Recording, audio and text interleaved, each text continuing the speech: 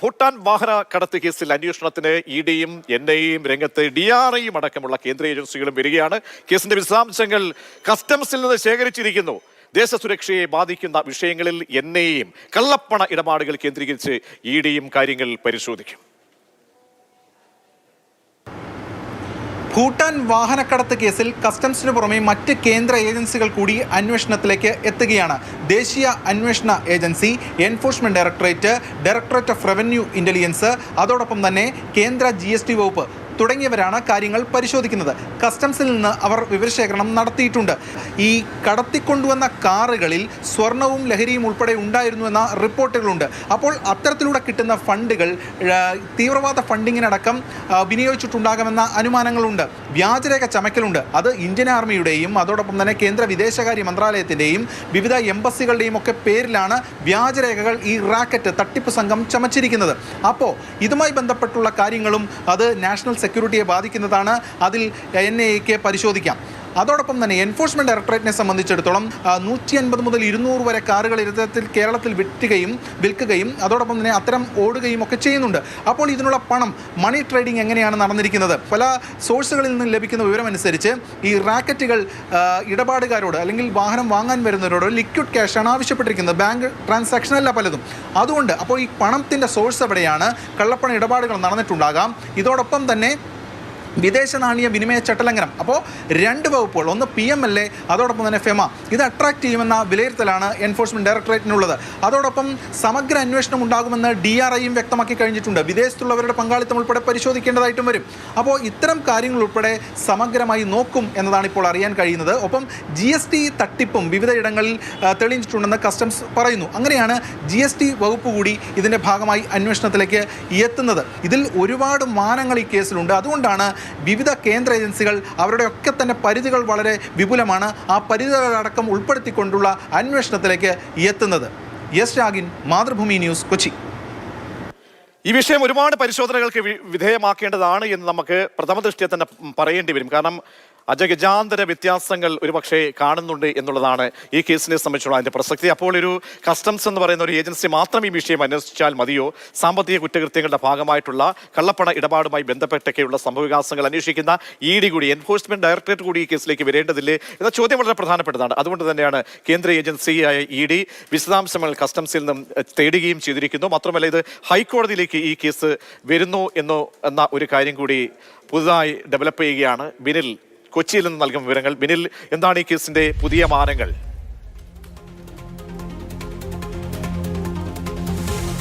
പ്രതീക്ഷ, ഇത് കസ്റ്റംസിൽ ഒതുങ്ങില്ല ഈ കേസിന്റെ അന്വേഷണം എന്നത് ഇന്നലെ തന്നെ കസ്റ്റംസ് കമ്മീഷണർ വ്യക്തമാക്കിയതാണ്. മറ്റ് കേന്ദ്ര ഏജൻസികളുമായി അവർ ആശയവിനിമയം നടത്തുകയും ഈ കേസിന്റെ വിശദാംശങ്ങൾ അവർക്ക് കൈമാറുകയൊക്കെ തന്നെ ചെയ്തിരുന്നു. എൻഫോഴ്സ്മെന്റ് ഡയറക്ടറേറ്റിന്റെ അന്വേഷണം ഉണ്ടാകുമെന്ന് നമ്മൾ ഇന്നലെ തന്നെ റിപ്പോർട്ട് ചെയ്തിരിക്കുകയും ചെയ്തിരുന്നതാണ്. എന്തായാലും ഇന്ന് ഹൈക്കോടതിയിൽ മറ്റൊരു കേസിന്റെ വാദത്തിനിടെയാണ് EDയുടെ സ്റ്റാൻഡിംഗ് കൗൺസിലിനോട് ഇന്നലത്തെ കേസിൽ അത് നിങ്ങൾ അന്വേഷിക്കുന്നില്ലേ എന്ന് ഹൈക്കോടതി ആരാഞ്ഞത്. ഇന്നലത്തെ കേസ് എന്നത് ഹൈക്കോടതി ഉദ്ദേശിച്ചത് ഈ കസ്റ്റംസ് അന്വേഷിക്കുന്ന ഈ വാഹന കേസാണ്. ഭൂട്ടാൻ വാഹനക്കടത്തായിരുന്നു. അപ്പോൾ തന്നെ ED അതിന് മറുപടി നൽകി, ഞങ്ങൾ അന്വേഷിക്കുന്നുണ്ട്, അത് സംബന്ധിച്ച വിവരങ്ങൾ ശേഖരിച്ചു എന്നതാണ് ED ഹൈക്കോടതി അറിയിച്ചിരിക്കുന്നത്. അതായത് ഈ കേസിൽ EDക്ക് അന്വേഷിക്കാനുള്ള കാര്യങ്ങളുണ്ട്. അതായത് ഇതിൻ്റെ ഇടനിലക്കാർ പലരും ഈ വാഹനം വിറ്റത് ശേഷം പണമായിട്ടാണ് ഇത് വാങ്ങിയിരിക്കുന്നത്. അതായത് നമ്മുടെ ബാങ്ക് വഴിയുള്ള പണം കൈമാറ്റമല്ല ഇതിലും നടന്നിരിക്കുന്നത്. അത് കസ്റ്റംസിനും ബോധ്യപ്പെട്ടിട്ടുള്ള കാര്യമാണ്. അതോടൊപ്പം തന്നെ കള്ളക്കടത്ത് സാധനം ഇവിടെ കൊണ്ടുവന്ന് വിറ്റ് അതിൻ്റെ പണം സമ്പാദിക്കുക എന്ന് പറഞ്ഞാൽ അതൊരു മണി ട്രെയിൽ കൂടി അന്വേഷിക്കേണ്ടതുണ്ട്. ആ പണത്തിൻ്റെ അതൊരു കള്ളപ്പണമാണ്. ആ പണത്തിൻ്റെ എങ്ങോട്ടൊക്കെയാണ് ആ പണം പോയിരിക്കുന്നതെന്നത് കണ്ടെത്തേണ്ടതുണ്ട്. നിലവിൽ PMLA പ്രകാരമാണ് അതിൻ്റെ അന്വേഷണം നടത്തേണ്ടത്. അതുകൊണ്ടാണ് എൻഫോഴ്സ്മെന്റ് ഡയറക്ടറേറ്റ് കൂടി കളത്തിലേക്ക് വരുന്നത്. ഇന്ന് കൊച്ചിയിലെ കസ്റ്റംസ് ഓഫീസിലെത്തി എൻഫോഴ്സ്മെന്റ് ഉദ്യോഗസ്ഥർ ഈ കേസുമായി ബന്ധപ്പെട്ട വിവരങ്ങളും ശേഖരിച്ചിട്ടുണ്ട്. അതായത് ഏതാണ്ട് 150 മുതൽ 200 വരെ കാറുകൾ കേരളത്തിൽ എത്തിയിട്ടുണ്ട്. അത് പലതും കേരളത്തിൽ റീ രജിസ്ട്രേഷൻ നടത്തിയിട്ടുണ്ട്. ചിലത് കേരളത്തിൽ രജിസ്റ്റർ ചെയ്യാതെ തന്നെ ഇവിടെ ഓടിച്ചും കൊണ്ട് നടക്കുന്നുണ്ട്. ചിലതിന് അതിൻ്റെ രജിസ്ട്രേഷൻ അടക്കം റദ്ദായ വാഹനങ്ങൾ പോലും ഇവിടെ ഉപയോഗിക്കുന്നുണ്ട് എന്നാണ് മനസ്സിലാകുന്നത്. അങ്ങനെയെങ്കിൽ ഈ വാഹനങ്ങളൊക്കെ കൊണ്ടുവരികയും അതിൽ ഇവിടെ വിറ്റ് വലിയ രീതിയിൽ പണം ഉണ്ടാക്കുകയൊക്കെ ചെയ്തിട്ടുണ്ട്. ചില വിൻറ്റേജ് കാറുകളൊക്കെ 1.5-2 കോടിക്കൊക്കെയാണ് കച്ചവടം നടന്നിരിക്കുന്നത്. അപ്പോൾ ഈ പണമൊക്കെ കള്ളപ്പണമായി മാറുകയാണ്. പലരും ഈ കള്ളപ്പണം ഇടപാടുകളാണ് ഈ കാറുകളുടെ വാങ്ങലിലൊക്കെ തന്നെ ഉപയോഗിക്കുകയും ചെയ്തിരിക്കുന്നത്. അതുകൊണ്ട് അതെല്ലാം ഇ ഡിയുടെ മുന്നിലേക്ക് വരികയാണ്. ഇനി എൻഫോഴ്സ്മെന്റ് ഡയറക്ടറേറ്റ് ആയിരിക്കും ബാക്കി കാര്യങ്ങൾ, അതായത് ഇതിന്റെ പണമിടപാട് സംബന്ധിച്ചിട്ടുള്ള കാര്യങ്ങൾ, ആ പണം എങ്ങോട്ടൊക്കെ പോയി എന്ന കാര്യങ്ങൾ പരിശോധിക്കുകയും അതിന്റെ കുറ്റക്കാരെ കണ്ടെത്തുകയും ചെയ്യുക. ശരി, ബിരിലാണ് വളരെ പ്രധാനപ്പെട്ട വാർത്ത ഇപ്പോൾ പങ്കുവെച്ചത്. അപ്പോൾ ഇ ഡിയെ സംബന്ധിച്ചോളം ഒരുപാട് കാര്യങ്ങൾ ശേഖരിക്കാനുണ്ട്. കാരണം ഈ കേസ് ചെറിയൊരു കേസല്ല, സില്ലിയല്ല, ഒരുപാട് മാനങ്ങൾ ഉണ്ട് എന്ന് തന്നെയാണ് നമുക്ക് വ്യക്തമാകുന്നത്. അപ്പോൾ ഇതിന്റെ വിവിധ വശങ്ങൾ കൂടി നമുക്ക് പരിശോധിക്കേണ്ടതുണ്ട്. നമുക്ക് പ്രതികരണങ്ങൾ തേടേണ്ട ഒരു സമയമാണ്. അനന്തൻ ഈ വാർത്ത ഫോളോ അപ്പ് ചെയ്യുന്ന തിരുവനന്തപുരം ബ്യൂറോ റിപ്പോർട്ടറാണ്. ഒപ്പം തന്നെ ന്യൂസ് ഡെസ്കിൽ നിന്നും ദിവിഷ് മണി, രാവിലെ മുതൽ വാർത്ത വായിക്കുന്ന ദിവിഷ് മണിയാണ്. ദിവിഷ് മണിക്ക് ഈ കാര്യങ്ങളൊക്കെ തന്നെ പുതുതായി പറഞ്ഞു കൊടുക്കേണ്ടതില്ല എന്ന് തോന്നുന്നു. ദിവിഷ്, നമുക്ക് ഈ കേസിന്റെ ഒരു ഇപ്പോഴത്തെ ഒരു കിടപ്പ് പരിശോധിച്ച് കഴിഞ്ഞാൽ എന്താണ് മനസ്സിലാക്കാൻ കഴിയുന്നത്? കാരണം ഇപ്പോൾ ഇ ഡി ഈ കേസിലേക്ക് വരികയാണ്. ഇ ഡി വരുമ്പോൾ അറിയാം എന്താണ് ഇ ഡി ഒരു കേസിൽ വരുമ്പോൾ അവിടെ കള്ളപ്പണവുമായി ബന്ധപ്പെട്ട കാര്യങ്ങൾ എത്രത്തോളം ഈ വ്യാജരേഖ ഉണ്ടാക്കി, മാത്രമല്ല പരിവാഹൻ പോലെയൊരു സംവിധാനം അറിയാമല്ലോ. അതിലിപ്പോൾ സാധാരണക്കാരായ നമുക്കൊന്നും അതിനകത്ത് കയറി ഒരു വ്യാജരേഖയൊന്നും ചമയ്ക്കാൻ കഴിയില്ല. അപ്പോൾ ഇതിൻ്റെയൊക്കെ റൂട്ട് എത്രത്തോളം വലുതാണ്, എത്രത്തോളം ഇങ്ങനെ ഇഴകീരി പരിശോധിക്കേണ്ടതാണെന്നാണ് ഈ കേസ് നോക്കുമ്പോൾ, ഈ വാർത്തകളെ ഇങ്ങനെ വീക്ഷിക്കുമ്പോൾ ദിവിഷിന് തോന്നുന്നു. പ്രജീഷ്, ഇപ്പോൾ ആദ്യഘട്ടത്തിൽ ഭൂട്ടാനിൽ നിന്ന് കുറേ വാഹനങ്ങൾ ഇങ്ങോട്ടേക്ക് വന്നു. അത് അവിടുത്തെ പട്ടാളം ഉപയോഗിച്ചതാണെന്നുള്ള വാർത്തകൾ വന്നിട്ട് പെട്ടെന്ന് ഇതിൻ്റെ ഒരു ഡയമെൻഷൻ മാറുകയാണ്. കാരണം ഇതിപ്പോൾ ഭൂട്ടാനിലെ വാഹനങ്ങളാണോ, പുറത്തു നിന്നുള്ള രാജ്യങ്ങളിലെ വാഹനങ്ങൾ ഭൂട്ടാനിലെത്തിച്ച് ഇങ്ങോട്ടേക്ക് കടത്തി തുടങ്ങിയ സംശയങ്ങളാണ്.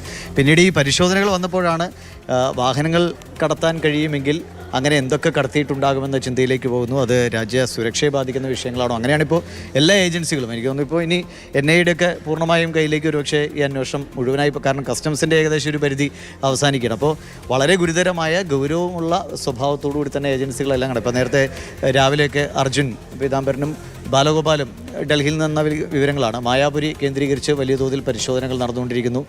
NIA മേധാവി കേരള പോലീസ് മേധാവിയുമായി ഈ കാര്യങ്ങളെക്കുറിച്ച് ചർച്ച ചെയ്യുന്നു. ഇത് ഒന്നോ രണ്ടോ ഇന്നലെ മാത്രം നടന്ന ഒരു റെയ്ഡോ അല്ലെങ്കിൽ ഒന്നോ രണ്ടോ വീടുകളിലോ ഗ്യാരേജുകളിലോ മാത്രം നടന്ന ഒരു പരിശോധനയായിട്ട് കണക്കാക്കാൻ പറ്റില്ല. രാജ്യവ്യാപകമായി വിദേശ ബന്ധമുണ്ടോ? പിന്നീട് പറയുന്ന കോയമ്പത്തൂർ കണക്ഷൻ, കോയമ്പത്തൂരിലൊക്കെ വലിയൊരു മാഫിയ ഇതിന്റെ പിന്നിലുണ്ടെന്ന് പറയുന്നത്. അപ്പോൾ എന്തൊക്കെയോ കാര്യങ്ങൾ കൃത്യമായിട്ട് വളരെ സോളിഡ് ആയിട്ടുള്ള എവിഡൻസ് അന്വേഷണ ഏജൻസിക്ക് ഇത് ഒരുപക്ഷെ ഇന്നലെ തുടങ്ങിയ ഒരു അന്വേഷണമായിരിക്കില്ല. നേരത്തെ നവംബറിൽ അവിടെ പരിശോധനയ്ക്ക് എത്തിയിരുന്നു, അന്ന് രേഖകൾ ഹാജരാക്കിയെന്ന് പറഞ്ഞു. DRI കൊടുത്ത ഇൻപുട്ട് വെച്ചിട്ട് കസ്റ്റംസ് നടത്തിയ ഓപ്പറേഷനാണ് ഇപ്പോൾ നമ്മൾ ഇന്നലെ കണ്ടത്. അപ്പോൾ അതിനു മുമ്പ് DRI ആ ഇൻഫർമേഷൻ കിട്ടി, അവരത് വർക്ക് ചെയ്ത് അതിനകത്തുനിന്ന് ഇൻഫർമേഷൻ കളക്ട് ചെയ്ത് മിക്കവാറും ഈ കടത്തുകാരെ കംപ്ലീറ്റ് അവർ കൈവശപ്പെടുത്തിയതിന് ശേഷമാകും ഇതിൻ്റെ കച്ചവടം നടന്ന ആൾക്കാരിലേക്കൊക്കെ എത്തിയിരിക്കുക. ഞാനിപ്പോൾ ദിവിഷ് പറഞ്ഞതുപോലെ ഇതൊരു ഈ നമ്മൾ വാഹനക്കടത്താന്നൊക്കെ പറയുമ്പോഴും ആഡംബര വാഹനങ്ങളോടുള്ള ക്രൈസ് ഉള്ളവർക്കൊക്കെ എപ്പോഴും വാഹനങ്ങളോട് സ്നേഹമാണല്ലോ നമുക്ക്. അതിൻ്റെ പേരിൽ നമുക്കൊരു സോഫ്റ്റ് കോർണർ ഇതിനകത്ത് ഉണ്ടാവാൻ പാടില്ല. കാരണം ഇത് ഈ കടത്തിനൊക്കെ പിന്നിൽ ഒരു ചെറിയ ആൾക്കാരല്ല എന്നാണ് ഞാൻ കരുതുന്നത്. കാരണം ഈ വാർത്തയൊക്കെ ഇന്നലെ തൊട്ടാണല്ലോ നമ്മൾ ഈ വിവരങ്ങൾ കിട്ടി തുടങ്ങുന്നത്. വമ്പൻ സ്രാവുകൾ തന്നെയാണ്. കാരണം മറ്റൊരു രാജ്യത്തു നിന്ന് വാഹനങ്ങൾ ഇവിടെ കൊണ്ടുവന്ന് കടത്തി പുട്ടുപോലെ ഈ ഇന്ത്യയിലെ വിവിധ സ്റ്റേറ്റുകളിലേക്ക് ഇത് കൊണ്ടുവന്ന് വിൽക്കുക എന്നൊക്കെ പറയുന്നത് ചെറിയ ആൾക്കാർക്ക് കഴിയില്ല. 2014 നിർമ്മിച്ച ഒരു വാഹനം 2005 രജിസ്റ്റർ ചെയ്യുക. അതെ. അപ്പൊ ഞാൻ ചോദിക്കട്ടെ, ഈ പരിവാഹനിൽ കയറി രജിസ്റ്റർ ചെയ്യണമെങ്കിൽ, അതുകൊണ്ടാണ് കാരണം ഈ റിട്ടയർഡ് ഉദ്യോഗസ്ഥർ RT ഉദ്യോഗസ്ഥരോടൊക്കെ സംസാരിക്കുമ്പോൾ അവർ പറയുന്നത് നമ്മൾ വിചാരിക്കുന്നതിന് അപ്പുറത്തേക്കാണ്. അങ്ങനെയെങ്കിൽ അതിന്റെ റൂട്ട് ഏത് വഴിയാണ്? ഭൂട്ടാൻ ടു ഇന്ത്യ എന്ന് പറയുമ്പം ഭൂട്ടാൻ ടു ഇന്ത്യയിലേക്ക് ഒന്നോ രണ്ടോ പേര് പോയി കുറച്ച് വാഹനങ്ങൾ അവിടെ വിൽക്കാനുണ്ട് എന്ന് പറഞ്ഞ് എടുത്തുകൊണ്ട് വരുമെന്ന് ആയിരിക്കത്തില്ല. കാരണം ഭൂട്ടാന്റെ മിലിറ്ററി ഉപയോഗിച്ച വാഹനങ്ങളാണെന്നാണല്ലോ പറയുന്നത്. അപ്പോൾ ആ മിലിറ്ററിയിലടക്കം ബന്ധമുള്ള ആൾക്കാർ, മിലിറ്ററി തീരുമാനിക്കണമല്ലോ ഇതെപ്പം ലേലം ചെയ്യണമെന്ന്. അപ്പോൾ മിലിറ്ററി അത്രയും കാലപ്പഴക്കം ചെന്ന വാഹനങ്ങളായിരിക്കത്തില്ല. ചിലപ്പോൾ വാങ്ങിച്ചിട്ട് അവിടെ ഒരു അഴിമതി ഇതിനകത്ത് കാണും. വാഹനങ്ങൾ വാങ്ങിച്ചു, നേരത്തെ ഏതെങ്കിലും ലേലം ചെയ്യാൻ തീരുമാനിച്ചു, അത് പെട്ടെന്ന് തന്നെ ലേലം ചെയ്യിപ്പിക്കാൻ പ്രഷർ കൊടുക്കാൻ പറ്റുന്ന ഒരു വലിയ ഗ്രൂപ്പ് പുറത്ത് കാണും. അപ്പോൾ അങ്ങനെ ഒരു ഇന്റർനാഷണൽ ലിങ്കുള്ള ബന്ധമാണ്. മാത്രമല്ല ഇപ്പം പ്രധാനപ്പെട്ട നമുക്ക് ഇഷ്ട താരങ്ങളാണല്ലോ ഇത് ഉപയോഗിച്ചിരിക്കുന്നത്, ഈ വാഹനങ്ങൾ വാങ്ങിച്ചിരിക്കുന്നത്. പക്ഷേ ഇതൊന്നും അറിഞ്ഞുകൊണ്ടായിരിക്കണമെന്നില്ല.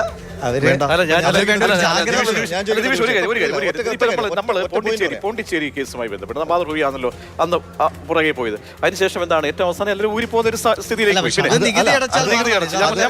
അതിനപ്പുറത്തേക്ക് ഇതിനകത്ത് ക്രിമിനൽ ഒഫൻസ് കൂടി വരിക.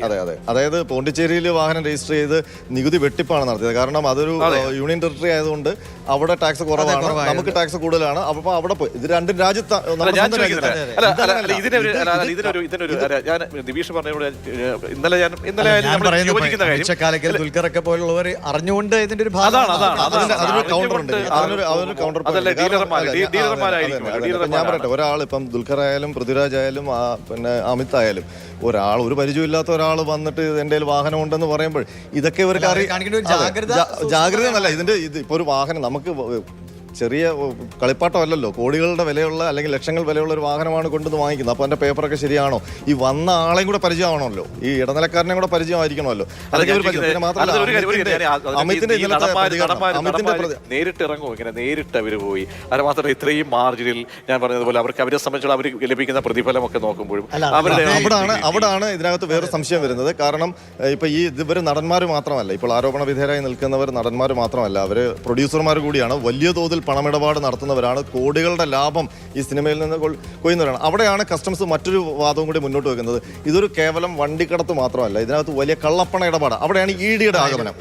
ഒരു വിഷയം ഇപ്പോൾ ദുൽഖറിന്റെ അൾട്രാ വയലറ്റ് എന്ന് പറഞ്ഞാൽ സ്വന്തം അദ്ദേഹത്തിന് വേറെ പാർട്ട്നേഴ്സ് ഉള്ള ഒരു കമ്പനിയാണ്, ഇലക്ട്രിക് ബൈക്കുകൾ ഇറക്കുന്നതാണ്. അപ്പോൾ അതിന്റെ പുതിയ മോഡലൊക്കെ ഇറങ്ങുന്ന ഒരു സാഹചര്യം. അപ്പോൾ ഈ വാഹന രംഗത്തെക്കുറിച്ച്, നിർമ്മാണ രംഗത്തെക്കുറിച്ച്, അതിന്റെ കാര്യങ്ങളെക്കുറിച്ചൊക്കെ വളരെ അവഗാഹമുള്ള ഒരാളാണ് ദുൽഖർ. അതുകൊണ്ട് അറിഞ്ഞുകൊണ്ട് ഇത് ചെയ്യുമ്പോഴും അവർ കാണിക്കേണ്ട ഒരു ജാഗ്രത കുറവുണ്ടായിരുന്നു. മാത്രമല്ല ഇന്നലെ അമിതിന്റെ പ്രതികരണത്തിൽ എനിക്ക് അതിനകത്ത് കുറെ വീക്ക് എലമെന്റ്സ് ഉണ്ട്. കാരണം അമിത് പറയുന്നു ഈ വാഹനം എൻ്റെതാണ്, വേറൊരു പ്രീമിയം വാഹനം അത് ടൊയോട്ടയുടെ അവിടുത്തെ പിന്നെ സർവീസ് സെന്ററിൽ കൊണ്ടുവന്നിട്ട് അതിനകത്ത് കുറച്ച് വർക്ക് ചെയ്യാൻ വേണ്ടി എനിക്ക് ക്രേസ് ഉണ്ടായതുകൊണ്ട് എൻ്റെ അടുത്ത് കൊണ്ടുവന്നത്. സ്വന്തം വീട്ടിലിട്ടാണോ ഒരു വാഹനം വർക്ക് ചെയ്യുന്നത്, അവരുടെ ഗരാഷിലാണോ, അത് ആ ടൊയോട്ടയുടെ അവിടെ വെച്ചിട്ടല്ലേ. അപ്പൊ അതിലൊക്കെ അത് എൻ്റെ കൂട്ടുകാരൻ കൊണ്ടുവന്ന് അവർ ഇന്നലെ അതിന്റെ കുറെ സാധനങ്ങൾ അയച്ചിട്ടുണ്ട്.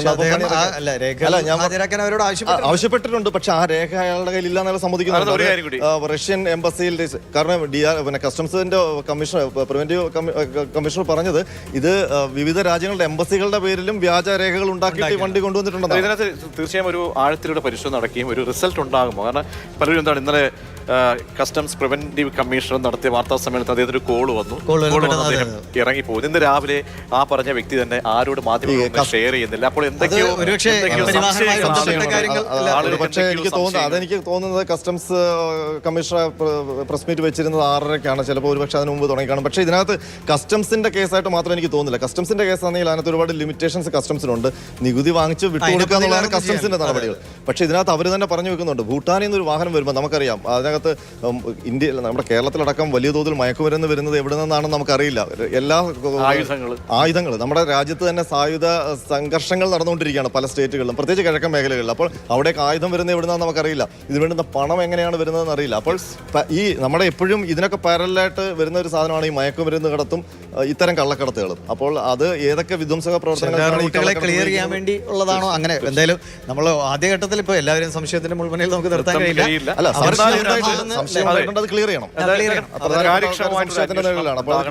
കേന്ദ്ര ഏജൻസികൾ മുഴുവൻ ഒരു അറ്റൻഷൻ കൊടുക്കുന്നു, അത്രത്തോളം ഗൗരവത്തോടുകൂടി ഈ കേസിനെ സമീപിക്കുന്നു എന്നാണ് മനസ്സിലാക്കുന്നത്. കാരണം വിവിധ ഏജൻസികളാണ് എന്തായാലും കസ്റ്റംസിൽ അടക്കം തെളിവുകളും വിവരങ്ങളും ഒക്കെ ശേഖരിച്ച് ഒരു മാനം എന്തായാലും വരും ദിവസങ്ങളിൽ ഈ അന്വേഷണത്തിന് കൈവരുമെന്നാണ് നമ്മൾ പ്രതീക്ഷിക്കുന്നത്.